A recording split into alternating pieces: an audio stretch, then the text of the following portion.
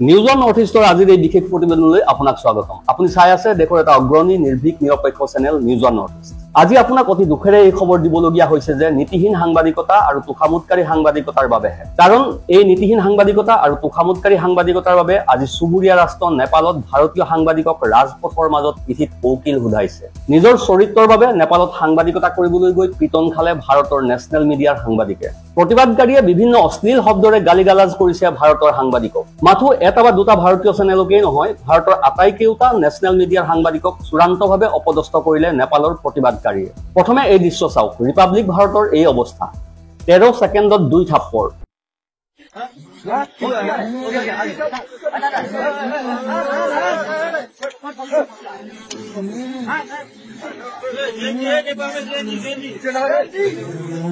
আৰু পাছত সাংবাদিকজনৰ ID card টানি আনি ফালি পেলালে।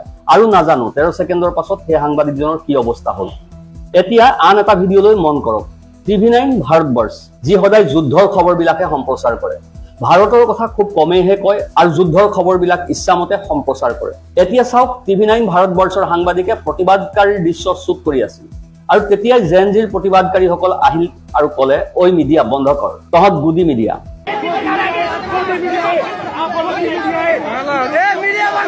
শ্বুট এৰি সাংবাদিকজন পিছুৱাব ধৰিলে, কাৰণ তেওঁ জানিব পাৰিছিল যে তেওঁক শাৰীৰিকভাৱে প্ৰহাৰ কৰিব পাৰে। কিন্তু তেওঁ পলাব কলৈ? তেওঁ প্ৰতিবাদকাৰীসকলৰ কথা শুনিবলৈ বাধ্য হ'ল আৰু সাংবাদিকজনে ক'বলৈ ধৰিলে, আমি আপোনালোকৰ শত্ৰু নহয়, আমি আপোনালোকৰ ভাতৃ। প্ৰতিবাদকাৰীসকলে ক'লে, ভাই হয়, ভাই হলেতো সঁচাটোহে ৰাইজক দেখুৱাব লাগিছিল। প্ৰতিবাদকাৰীসকলে উচ্চস্বৰে কৈছিল যে এইটো নেপালীসকলৰ সমস্যা আৰু ইয়াক কেনেকৈ সমাধান কৰিব লাগে আমি জানো। ইয়াত ভাৰতৰ গুদি মিডিয়াৰ কোনো প্ৰয়োজন নাই। জেএনজিৰ প্ৰতিবাদকাৰীৰ মুখত গুদি মিডিয়া শব্দটো শুনিবলৈ পোৱা গ'ল।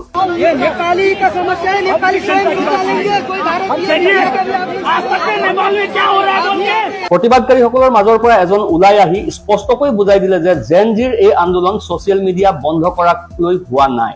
এই আন্দোলন ভ্ৰষ্টাচাৰৰ বিৰুদ্ধে, পৰিৱৰ্তনৰ বাবেহে এই আন্দোলন আৰম্ভ হৈছে। সাংবাদিকসকলে কৈছে, ঠিকেই কথা।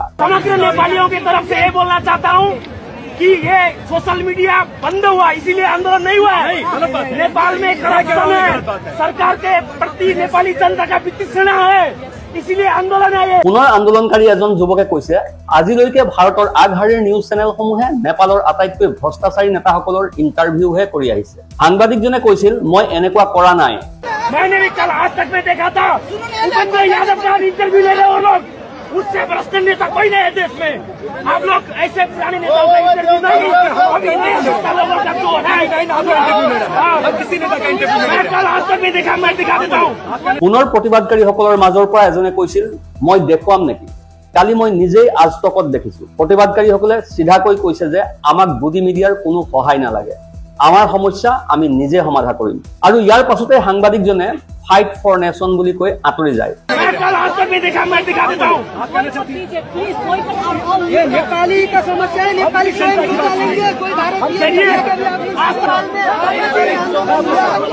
আৰু এয়া চাওক নিউজ 18। নিউজ 18ৰ সাংবাদিকে প্ৰতিবাদৰ দৃশ্য শ্বুট কৰি আছিল। তেতিয়াই এজন প্ৰতিবাদকাৰী খঙেৰে আহি সাংবাদিকজনৰ সৈতে তৰ্কত লিপ্ত হয়। তেতিয়া প্ৰতিবাদকাৰীসকলক সাংবাদিকজনে কৈছিল, আমি আপোনালোকৰ সমৰ্থনত আছো। স্থানীয় নেপালী প্ৰতিবাদকাৰীসকলে অশ্লীল ভাষাৰে গালি পাৰি সাংবাদিকজনক ক'লে, আমাক আপোনাৰ সমৰ্থন নালাগে। কিয়নো গুদি মিডিয়াৰ চৰিত্ৰ এতিয়া নেপালীসকলেও ভালদৰে বুজি উঠিছে। এতিয়া চাওক NDTVৰ অৱস্থা।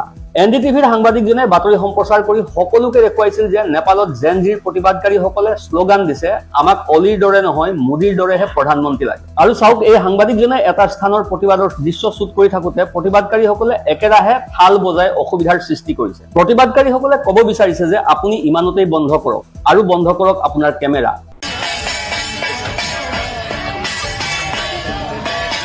এই সকলোবিলাক দেখি শুনি আপোনাৰ মনত এটাই প্ৰশ্নই ভুমুকি মাৰিব যে ভাৰতত গুদি মিডিয়াৰ ওপৰত মানুহৰ খং কিয় উঠিছে। ভাৰতত godi media go back slogan আপুনি শুনিছে, কিন্তু নেপালতো গুদি মিডিয়াৰ ওপৰত জনসাধাৰণৰ ইমান বিতৃষ্ণা কিয়? ইয়াৰ উত্তৰ হৈছে গুদি মিডিয়াৰ এংকৰ আৰু বেচলেছ খবৰ। গুদি মিডিয়াই প্ৰচাৰ কৰিছে যে নেপালত জেএনজিৰ আন্দোলন ছচিয়েল মিডিয়া নিষিদ্ধ কৰাৰ বাবে হৈছে, আৰু এই বেচলেছ খবৰটো সম্প্ৰচাৰ কৰাৰ বাবেই গুদি মিডিয়াৰ ওপৰত জাঙুৰ খাই উঠিছে জেএনজিৰ প্ৰতিবাদকাৰীসকল। ইণ্ডিয়ান মিডিয়াই এনেকুৱাকৈ দেখুৱাইছে যে নেপালৰ যুৱচামৰ কোনো চিন্তা শক্তি নাই। ছচিয়েল মিডিয়া নিষিদ্ধ কৰাৰ বাবে সমগ্ৰ দেশখনতেই বিভৎস পৰিস্থিতিৰ সৃষ্টি কৰিছে। প্ৰকৃততে ছচিয়েল মিডিয়া নিষিদ্ধ বিষয়টো গৌ নহয়। এই আন্দোলনৰ মুখ্য বিষয় হৈছে শাসক পক্ষৰ দুৰ্নীতি আৰু স্বজনতোষণত বহু দিনৰ পৰা নেপালৰ জনসাধাৰণ অতিষ্ঠ হৈ পৰিছিল। ইয়াৰ মূল কাৰণটো হৈছে নেপালত সাধাৰণ জনতাই জীয়াই থাকিবৰ বাবে কঠোৰ সংগ্ৰাম কৰিব লগা হৈছে। কিন্তু নেপালৰ মন্ত্ৰী বিধায়কৰ সন্তানে মৌজ মস্তিৰে ৰাজকীয় কায়দাৰে দিন অতিবাহিত কৰিছে। ইচ্ছা কৰিলেই বিদেশত ঘূৰিব পাৰে, কিন্তু সাধাৰণ জনতাৰ সন্তানে ন্যায্য প্ৰাপ্যৰ বাবে চৰকাৰৰ দুৱাৰে দুৱাৰে ঘূৰি ফুৰিবলগীয়া হৈছে। প্ৰধানমন্ত্ৰী অলিৰ শাসনত মাথো চাৰিওফালে ভ্ৰষ্টাচাৰেই ভ্ৰষ্টাচাৰ। তেনেস্থলত ইণ্ডিয়ান মিডিয়াই সমগ্ৰ জেনজি আন্দোলনটোক ছচিয়েল মিডিয়া এডিক্টৰ বাবে হৈছে বুলি অপপ্ৰচাৰ চলাইছে। এনেবোৰ বিপৰীত প্ৰতিচ্ছবি প্ৰচাৰ কৰিলে সাধাৰণ মানুহৰতো খং উঠিবই। প্ৰতিবাদকাৰীসকলে শাসনত থকা অলি চৰকাৰৰ শোষণ নিষ্পেষণ ভ্ৰষ্টাচাৰত অতিষ্ঠ হৈ অলিৰ শাসনৰ পৰিৱৰ্তন বিচাৰি জীৱনকো তুচ্ছ কৰি আন্দোলনত জঁপিয়াই পৰিছে। আৰু ইণ্ডিয়ান গুডি মিডিয়াই নেপালীসকলৰ জেনজি আন্দোলনৰ প্ৰকৃত কাৰণটো ঢাকি ৰাখি বেচলেছ বিষয় এটাকহে আন্দোলনৰ প্ৰকৃত কাৰণ বুলি দেখুৱাবলৈ অপ্ৰাণ চেষ্টা চলাইছে। প্ৰকৃত সাংবাদিকে আন্দোলনৰ সকলোবিলাক দিশ ৰাইজক দেখুৱাব লাগে, পক্ষপাতমূলক বাতৰি প্ৰচাৰ কৰিব নালাগে।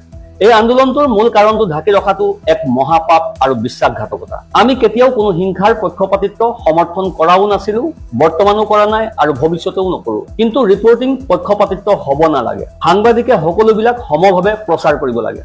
এয়া চাওক নিউজ 18ৰ খবৰ। বিশ্বত প্ৰথম জেনজিৰ আন্দোলনৰ আঁৰত ডিপ ষ্টেট। বাতৰিটোত স্ক্ৰীনৰ বাওঁহাতে তলত লিখিছে আন্দোলন নে অৰাজকতা। স্ক্ৰীনৰ সোঁহাতে তলত লিখিছে ক্ষমতা পৰিৱৰ্তনৰ ৰাস্তা। এই এংকৰজনলৈ চাওক।